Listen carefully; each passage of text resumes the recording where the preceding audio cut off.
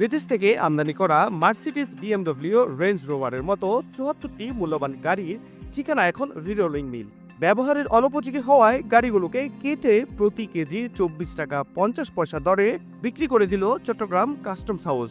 জাতীয় রাজস্ব বোর্ডের অনুমতি সাপেক্ষে উন্মুক্ত নিলামের মাধ্যমে বিক্রি করা হয়েছে স্ক্র্যাপ করা গাড়িগুলো।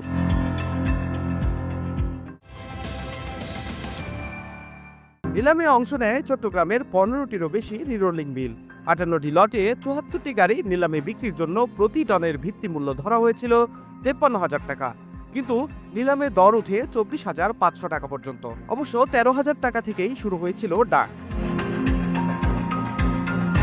চট্টগ্রাম কাস্টমস হাউস সূত্রে জানা যায়, ৭৪টি গাড়ির কাটা টুকরো বিক্রি হয়েছে।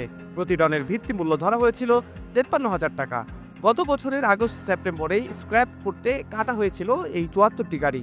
মামলা সহ বিভিন্ন জটিলতায় গাড়িগুলো আগেই চলাচল অনুপযোগী হয়ে পড়েছিল বলে দাবি চট্টগ্রাম কাস্টমসের। নির্দিষ্ট সময়ের মধ্যে নিলাম না হওয়ার কারণে বন্দর ইয়ার্ডে পণ্য নষ্ট হয়ে যায়, চুরি হয়ে যায় গাড়ির মূল্যবান যন্ত্রাংশ। চট্টগ্রাম বন্দরে ১৫ বছর ধরে পড়েছিল আমদানি করা ১২১টি দামি গাড়ি।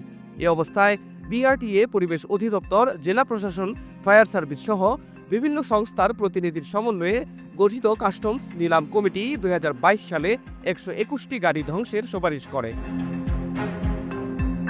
এরপরই আমদানি করা গাড়িগুলো কেটে স্ক্র্যাপ হিসেবে কেজি দরে নিলামে বিক্রির সিদ্ধান্ত নেয় কাস্টমস। কারণ শেডে থাকা এই গাড়িগুলোতে বিস্ফোরণ বা দুর্ঘটনা ঘটার ঝুঁকি রয়েছে।